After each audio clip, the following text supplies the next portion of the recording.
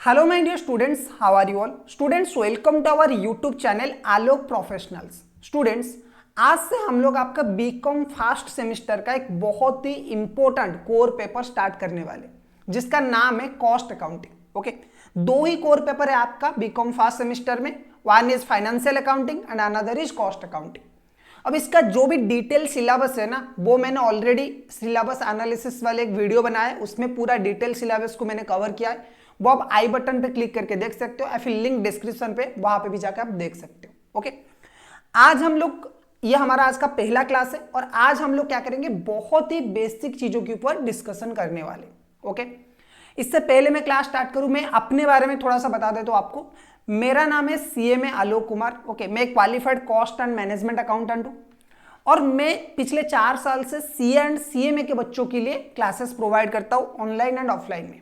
Right, अब मैंने BCom के बच्चों को क्यों पढ़ाना स्टार्ट किया? मैं बीकॉम के बच्चों को, मतलब ऐसा कुछ, मैं बीकॉम के बच्चों को पैसे लेके नहीं पढ़ाता, फ्री में ही पढ़ाता हूँ यूट्यूब में। और मेरा बेसिक जो मोटिव है वो ये है कि जब बच्चे CA CMA जैसे प्रोफेशनल कोर्सेस में आते हैं ना, बीकॉम में एक्चुअली वो ढंग का पढ़ाई नहीं कर रहे या फिर उन्हें अच्छे एजुकेशन नहीं मिल रहा है। ठीक है, चाहे कितने भी बड़े बड़े ऑनलाइन प्लेटफॉर्म्स हो या फिर ऑफलाइन प्लेटफॉर्म्स हो, वो अच्छे बीकॉम के बच्चों को फोकस नहीं कर रहे। ओके, बाकी जितने भी साइंस एंड आर्ट्स के कंपैरिजन में बीकॉम के बच्चों को बहुत ज्यादा निगलेक्ट किया जाता है। तो ये मेरा मेन मोटिव है कि आपको अच्छे क्वालिटी के कंटेंट्स में प्रोवाइड करूं। ठीक है, जो कॉस्ट अकाउंटिंग पेपर है, एटलीस्ट आप कॉस्ट अकाउंटिंग पेपर अगर इस चैनल पे आ रहे हो और वीडियो देख रहे हो, तो आपको एक अच्छा नॉलेज मिले बीकॉम के बाद, कि आप किसी को भी कॉस्टिंग के बारे में एक अच्छा नॉलेज मिले एंड आप पढ़ा सको, या फिर आप फ्यूचर में चाहे MCOM करिए, चाहे आप CA CMA कुछ भी करिए, आपको इसका बेनिफिट मिले।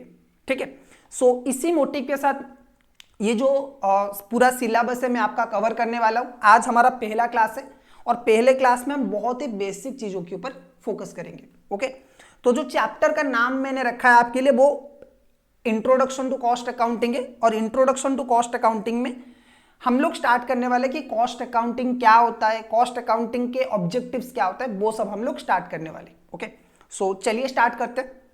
सबसे पहला जो क्वेश्चन आता है बच्चों, वो ये आता है कि सर कॉस्ट क्या है? कॉस्ट अकाउंटिंग पढ़ने से पहले दो चीजें, अकाउंटिंग तो हमें पता है, ये दो चीजों से, दो वर्ड से बना है, एक तो है कॉस्ट और दूसरा है अकाउंटिंग।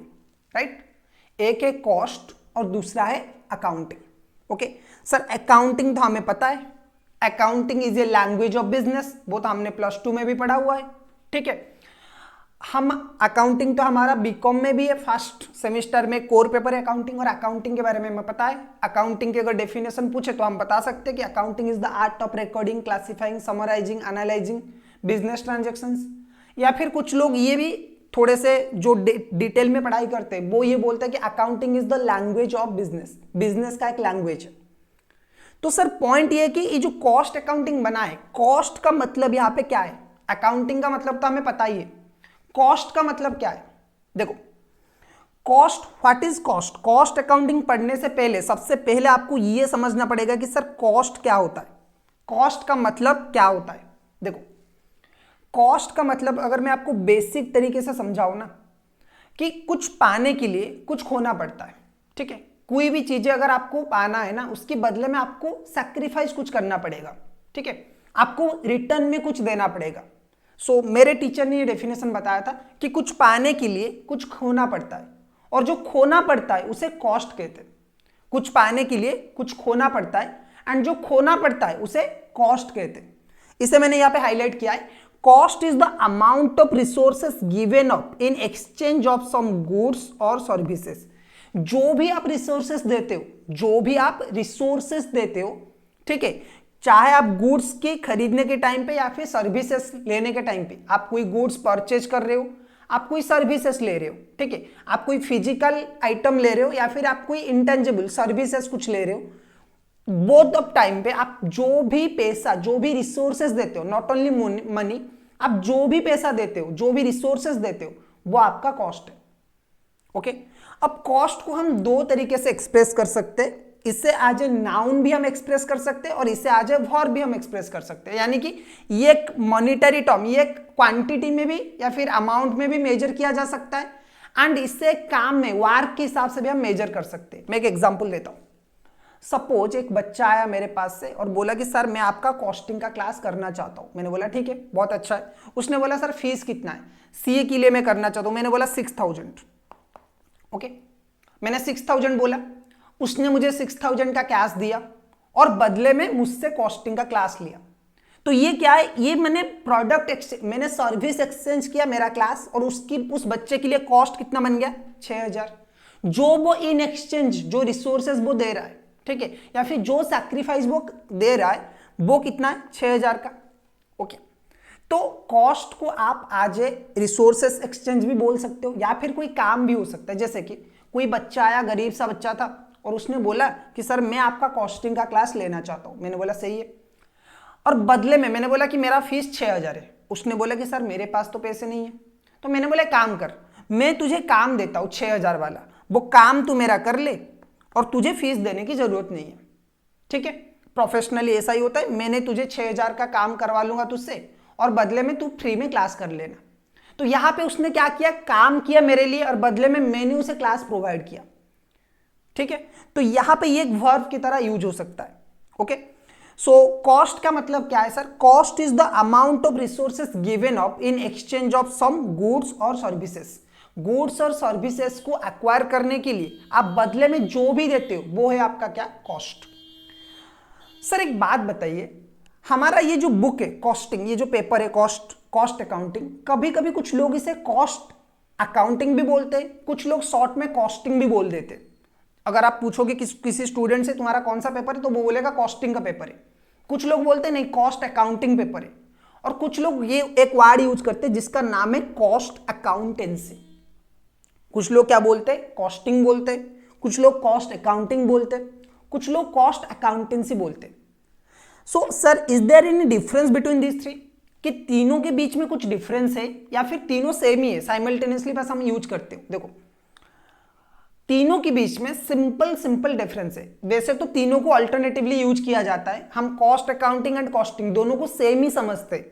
ठीक है, लेकिन एक्चुअली अगर हम देखें डेफिनेशन वाइज एंड काम वाइज इन दोनों का, ठीक है, डेफिनेशन वाइज भी एंड इनकी मीनिंग वाइज भी इनमें डिफरेंस है। कॉस्टिंग का मतलब क्या है सर? जब आप बोलते हो कॉस्टिंग जब टर्म आप यूज करते हो तो इसका मतलब क्या है?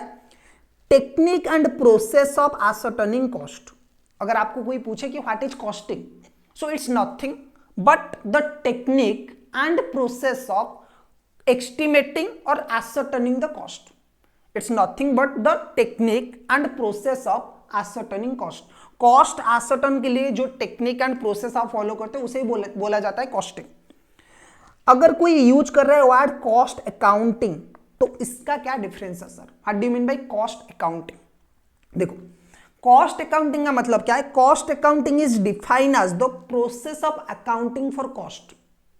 Cost accounting is defined as the process of ascertaining cost which begins with the recording of income and expenditure or the base on which they are calculated and ends with preparation of periodical statements, reports for ascertaining and controlling cost। देखो, cost accounting क्या है? Cost accounting basically एक process है, जैसे हमारा accounting है ना, financial accounting, similarly cost accounting भी कुछ उसी तरह का काम करता है। कॉस्ट अकाउंटिंग प्रोसेस है accounting for cost which begins, जो स्टार्ट होता है with recording of income and expenditure. Income and expenditure को रिकॉर्ड करने से स्टार्ट होता है, और basis on which they are calculated and ends, खत्म कहां पे होता है sir? Ends with preparation of periodical statements and reports for ascertaining and controlling cost. Start होता है इनकम एंड एक्सपेंडिचर्स को रिकॉर्ड करने में, एंड होता है पीरियोडिकल स्टेटमेंट, चाहे आप कॉस्ट शीट की बात कर लीजिए, चाहे जो भी स्टेटमेंट मैनेजमेंट को चाहिए उससे प्रिपरेशन करने में एंड कॉस्ट को कंट्रोल करने में एंड होता है।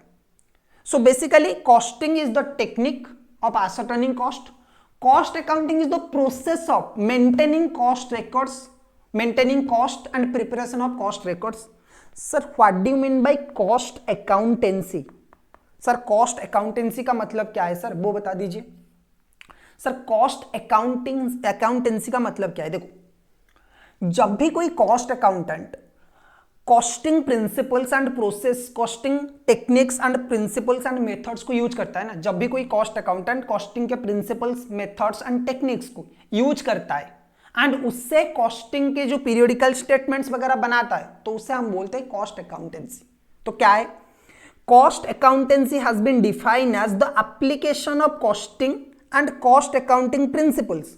जो कॉस्टिंग एंड कॉस्ट अकाउंटिंग के प्रिंसिपल्स है उन्हें अप्लाई करना, methods and techniques to the science and arts and practice of the cost control and ascertainment of the profitability। Company के प्रॉफिटेबिलिटी निकालना, कॉस्ट को कंट्रोल करना, इनमें जो भी आप मेथड्स, टेक्निक्स कॉस्ट अकाउंटिंग के यूज करते हो ना, ये सब क्या है? कॉस्ट अकाउंटेंसी बोला जाता है। जैसे अकाउंटिंग एंड अकाउंटेंसी में डिफरेंस है ना, सिमिलरली यहाँ पे costing, cost accounting and cost accountancy में ये डिफरेंस है। ओके, सो होपफुली आपको ये तीनों डिफरेंस पता चल गया होगा, तीनों वर्ड की मतलब what is costing, what is cost accounting and what is cost accountancy, right sir। अब हम सर बात करेंगे ऑब्जेक्टिव्स ऑफ कॉस्ट अकाउंटिंग। अब ये जो क्वेश्चन है ये बहुत बार एग्जाम में आता है, आपकी सेमेस्टर हो गया, इंटरनल हो गया, हमेशा ये क्वेश्चन आपका आ जाएगा, what is cost accounting, what are the objectives of cost accounting. Okay, cost accounting क्या है एंड इसके ऑब्जेक्टिव्स क्या है। अब देखो स्टूडेंट्स, मैं यहाँ पे डेफिनेशंस कवर नहीं कर रहा, आप अपनी बुक से डेफिनेशंस पढ़ सकते हो।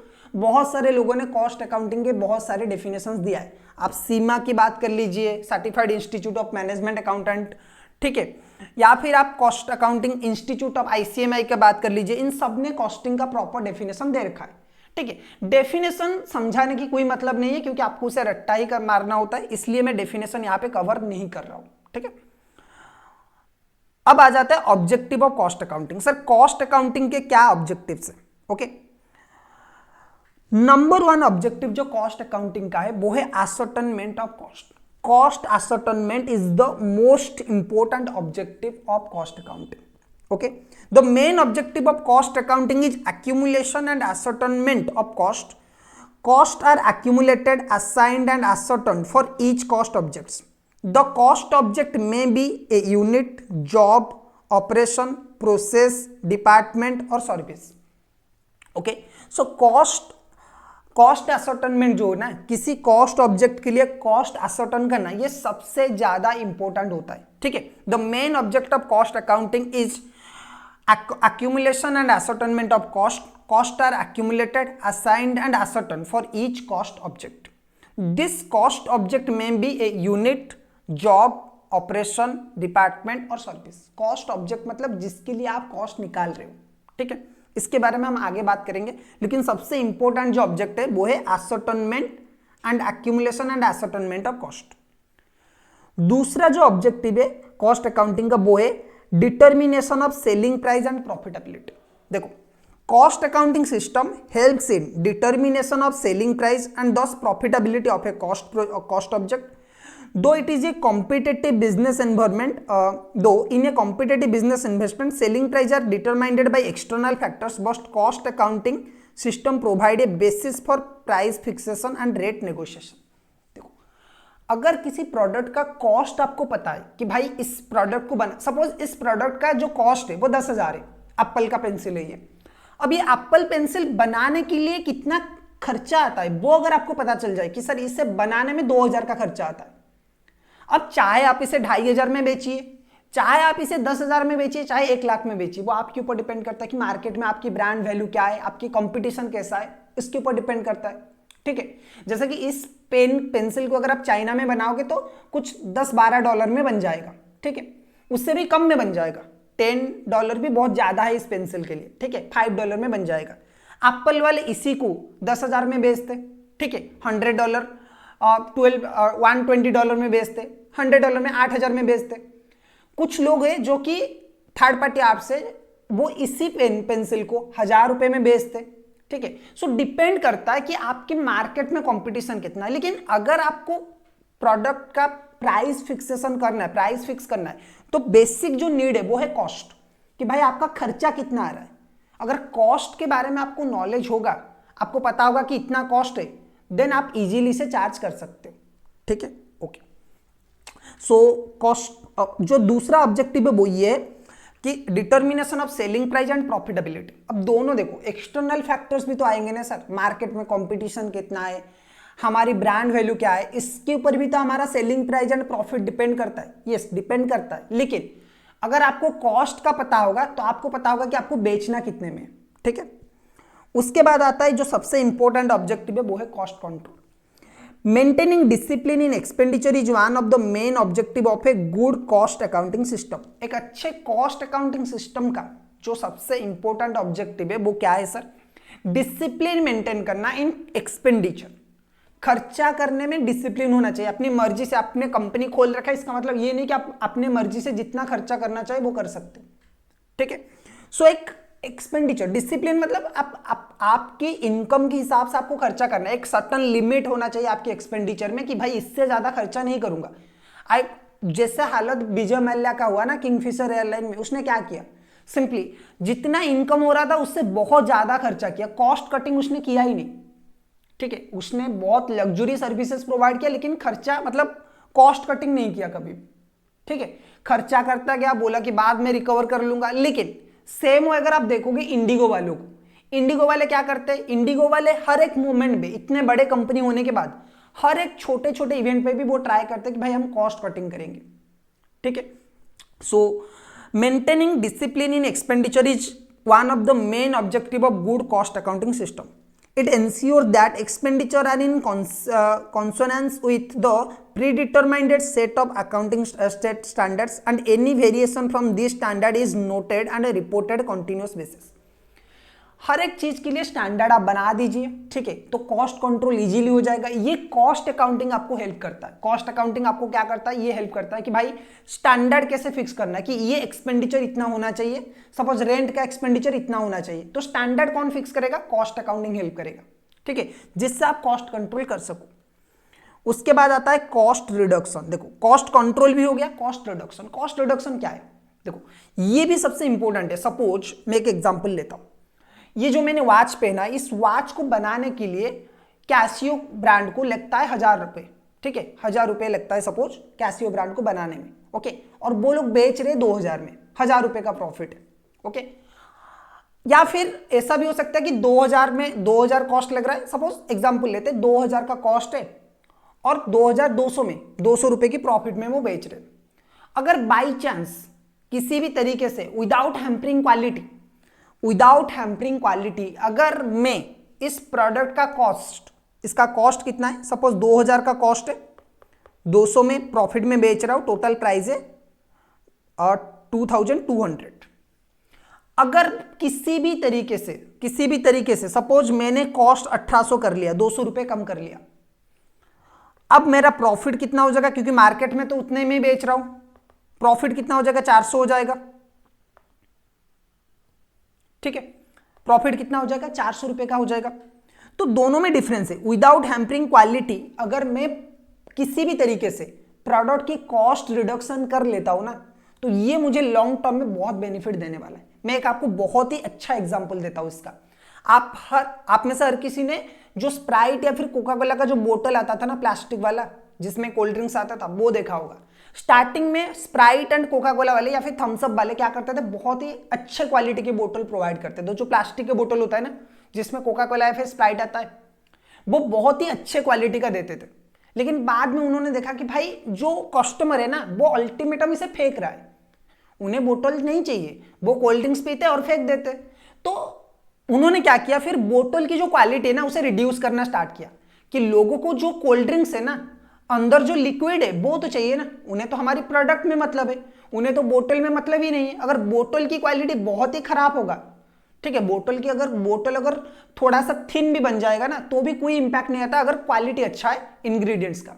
तो स्प्राइट वाले आज के टाइम पे जो बोतल देते हैं, उनके 2 साल पुराना बोतल देखोगे या फिर 3-4 साल पुराना बोतल देखोगे, तो उसमें क्या है, बहुत डिफरेंस है। बहुत हाई क्वालिटी का वो आता था, अब बहुत ही लो ग्रेड के प्लास्टिक वो यूज करते हैं, ठीक है। तो यहां पे अगर 1 रुपए भी बच रहा है ना, तो आपको बहुत मिलियंस में फायदा हो रहा है, क्योंकि स्प्राइट हर साल करोड़ों का बोतल बेचता है।